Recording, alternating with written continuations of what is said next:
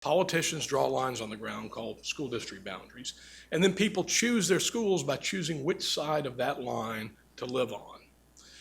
The result is something we call spatial sorting.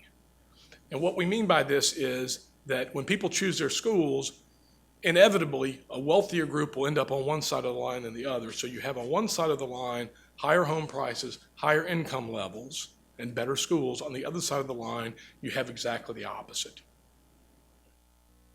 Now, we got rid of the poll tax in the 1960s. You don't have to pay to vote in elections, but you still have to pay to vote with your feet. And if you can't afford to pay to vote with your feet, you end up on the side of the line with other people who can't afford to vote. So who gets the worst schools? Well, poor people, we know that, but not just the poor, and this is really, really important.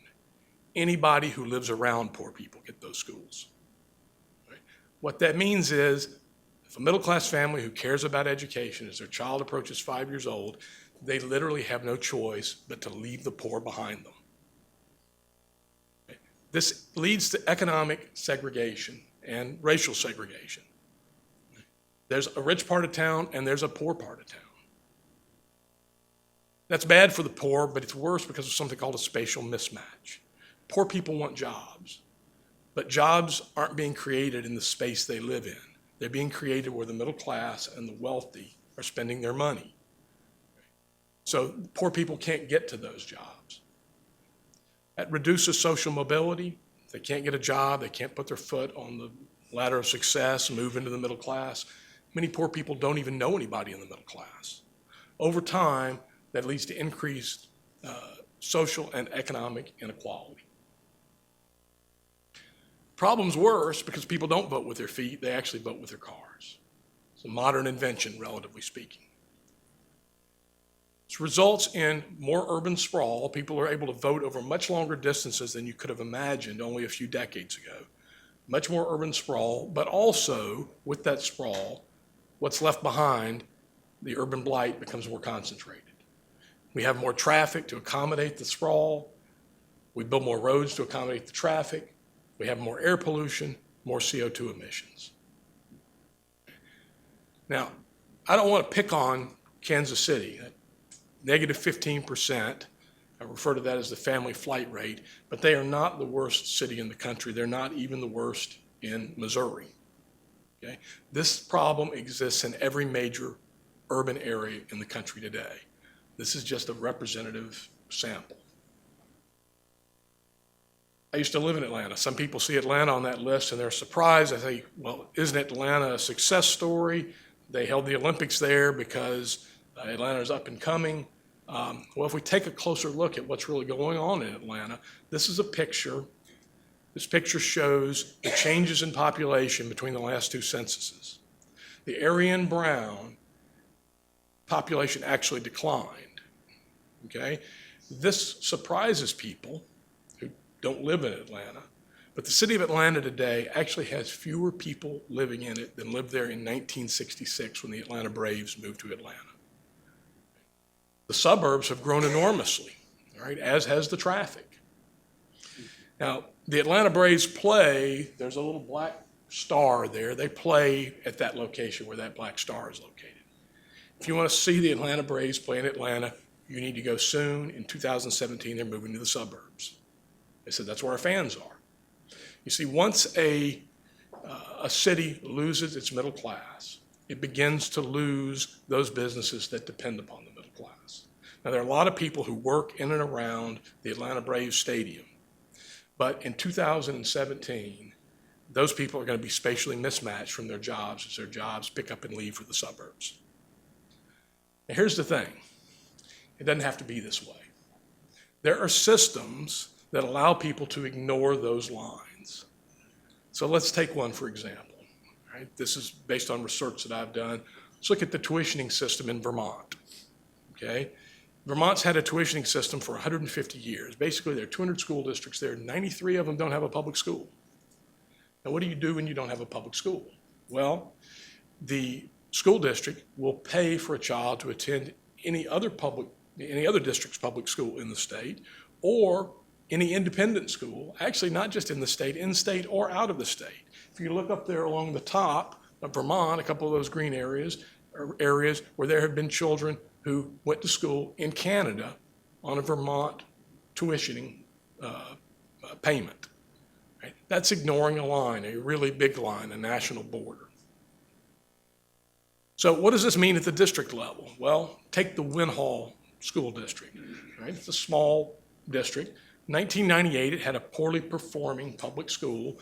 They were down to only 36 students in the school. They were spending 180% of the state average per child. What they did then was something really remarkable. The town voted to close its public school, to give the building to a new independent, i.e. private school that agreed to take every child that was in the district, okay? And they adopted the tuitioning system. So they just converted from that public system to the tuitioning system. So what happened? Well, today, the students in that school are above the state average in reading, in writing, and arithmetic. The school has grown now from 36 up to 80 students, and they only spend 82% of the state average. They're doing a lot more with a lot less. In addition, you see that family flight rate in Winhall is now plus 14. People are moving to Winhall when their children are from school age. Right? We looked at the effect, we were interested in the economic effects of these school choice, these tuitioning systems across the entire state. So to get a handle on that, we looked at home values. In this graphic, you see there are three homes, home A, home B, home C. They're identical. Home A is in a better school district than home B based on test scores. Home C doesn't have an assigned school at all. It's a tuitioning district. Right? We know that homes in A would be worth more than B in a better school district. We've always known that. What about C? Well, what we discovered was the home values in C are above average, and when you compare them to B, schools that are weaker than one within 20 miles, what we find is that those tuitioning homes are worth $24,000 more on average than homes that are assigned to relatively weak schools. Now, there aren't very many, that's published in the Journal of Housing Research. There aren't many places with tuitioning systems that ignore lines. There are a lot of schools that ignore lines. There are private schools and charter schools. We have a grant from the National Endowment for the Arts to study one of these. And the school that we were studying was the Orange County School of the Arts, started by the gentleman there in the middle. His name's Ralph Opasek. I went to high school with Ralph out in Burke, Virginia, Lake Braddock, and graduated with him. Ralph was passionate about music and the arts. And so in 1984, he took a job in Los Alamitos, California, as the choir director of the local high school. He had other duties, but he was the choir director. There were 30 children in the choir. 3 years later, there were 350. He was really good at what he did. And he was beloved. He used that popularity and success to start the Orange County School of the Arts in Los Alamitos, and naturally it was successful as well. And it needed to expand.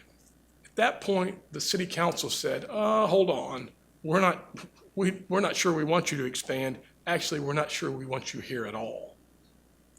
You see, the Orange County School of the Arts was pulling kids in across the lines.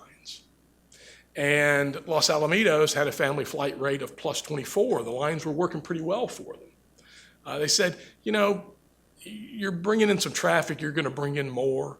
And not only that, we'd kind of like to use that area you've got a school for an athletic field. So the Orange County School of the Arts faced a true existential crisis. They either had to move or they were out of business. And at that point, a mayor in a nearby town, Santa Ana, California, which is relatively poor, 90% minority, has the worst family flight rate in all of Orange County, called Ralph up and said, they're worried about traffic. We're not worried about traffic. We wish we had some. You can roll a bowling ball down Main Street, and the buildings on both sides of Main Street are empty. If you'll come to Santa Ana, we'll help to get you into one of those empty buildings. And so that's how the Orange County School of the Arts ended up moving to downtown, a blighted area in downtown Santa Ana, which in that building, which is an old bank building. Okay? Now, it turned out to be a really great thing because the school was successful. And there were a lot of empty buildings around, and they were able to acquire other buildings as they grew. So they're now in three old bank buildings and an old church. But this mayor was really visionary. Okay, he didn't stop there. He brought in two other charter schools. He had a lot of empty space. Brought in two other charter schools. So now, today, there are 3,500 children going to school within 2 blocks of Main Street in downtown Santa Ana. From my perspective as a real estate researcher, though, the interesting thing is that block right there, that empty block, because a developer came in and acquired that property and cleared the land in order to build that, which would be the largest building, the tallest building in all of Orange County. Okay, it's right in the middle of those 3 charter schools. Now, why would you come to a blighted area to build that? Well, I was standing at the corner of Main and 10th. You look around, it's not blighted, right? Unless you're really curmudgeonly and don't like artsy teenagers. There's a lot of activity going on there now. Talked with the mayor. He said, one of the things that was funny was the crime rate dropped dramatically around those schools. Right? Now, perhaps he shouldn't have been that surprised. There's actually been some research done on this. In Charlotte, North Carolina, they had a school choice program that allowed children in underperforming, poor schools to transfer to better performing schools. Too many people applied. So they had to have a lottery to decide who got in. A researcher at Harvard University tracked the crime rates of the kids who applied to go to the school. Right? And what he found was they committed the ones who got in, right, committed fewer crimes. They spent fewer days in jail. And the effects were concentrated among minority males, right, that committed about half as much crime as the children who applied to go to those schools but were told, no, you need to go back to your assigned school. Okay. Nevertheless, right, even knowing that, I was shocked to discover that Santa Ana, 90% minority, right, relatively poor, was named last year by Forbes magazine as the 4th safest city in the country. Something dramatic changed there. Now, the research that we're doing for the National Endowment for the Arts is based on research that was published in Real Estate Economics called It Makes a Village, Residential Relocation After Charter School Admission. We were interested in this paper to see what effect a charter school had on the area around the school. The one we were studying here was the first of a small chain of charter and private schools now referred to as Luddy schools in Wake Forest. One of the things we did is we looked at how the families that attended that school moved over time. So what you see here, that dark dot, is the school's location. And every one of those other dots is a family that moved after they got a child into the school. That school is powerfully attractive. Bounce back to where they started, then where they ended. All right? We used a methodology to compare this to how businesses attract workers, we know people like to live closer to work.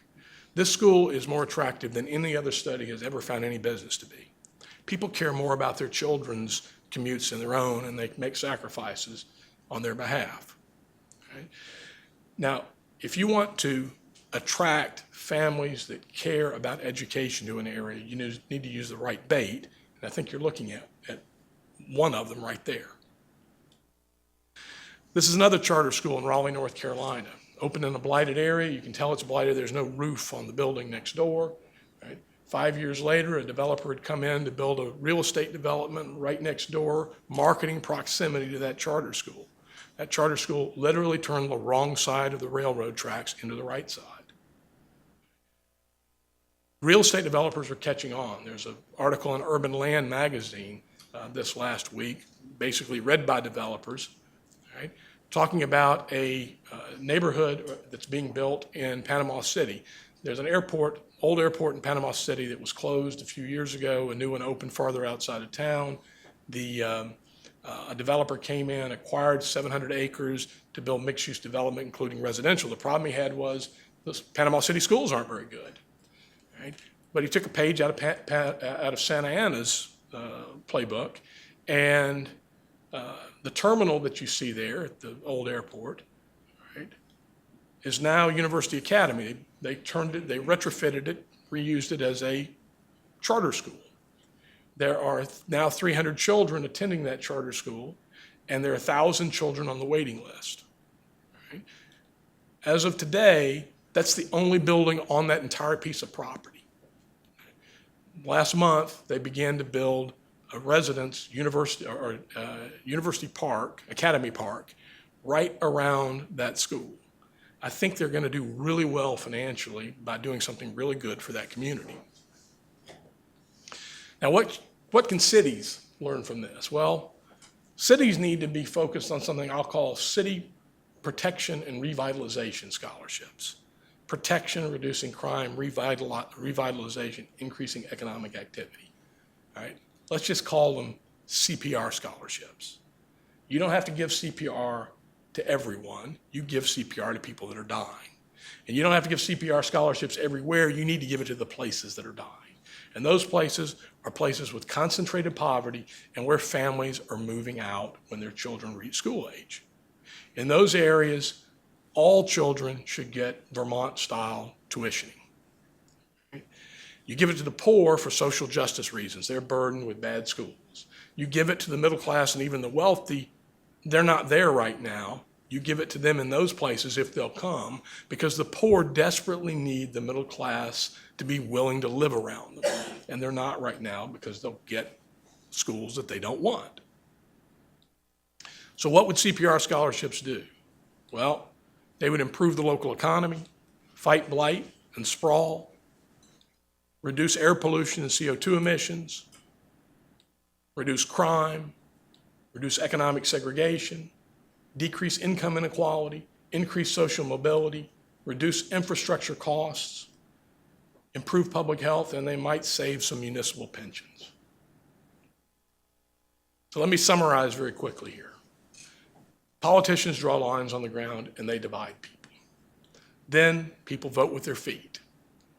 That leads to greater urban sprawl, suburban sprawl, and also more concentrated urban blight. It leads to more pollution, more concentrated poverty, and social division. Right? Now, very recently, HUD announced a new rule. It's called Affirmatively Furthering Fair Housing. And the goal of this rule is to move subsidized housing out of areas with concentrated poverty and into areas, quote, rich with opportunity. We're mostly talking about moving people into the suburbs, Levittown. Okay, that's the stated goal. That might be needed, all right? I'm not opining on that, but let's consider the narrative that you've just seen here. What we see here is this HUD proposal is attacking the symptom. It's attacking a symptom here. And you can treat the symptom and you might have some success, but if you don't go after the root cause, it will just come back. Right? You have to focus on the root cause, which are those lines that have been drawn on the ground. Right? You eliminate that problem, and the other problems will begin to fade away. Now, I'm actually very hopeful because with the right set of policies, change could happen very quickly. And the reason for that is young people like living in cities. They come there after they get out of school, they take jobs, they meet people, they fall in love, they get married, they have children. And then when the kids are reaching 5 years old, they're going to have to make a decision. Right? They're going to face a question. And that's a question that should be important to us as well. That's the reason that I founded Environmentalists for Education Reform. This is an important economic question. It's an important social question. It's also a critically important environmental question. Now, I hope that when you leave here, you'll talk to other people and spread these ideas, because every social change requires individual moments of realization that things can be different than they are. And when you begin to change, when you change someone's mind, you begin to change the world. If you saw anything on that list of 10 benefits of CPR scholarships, you need to be with us.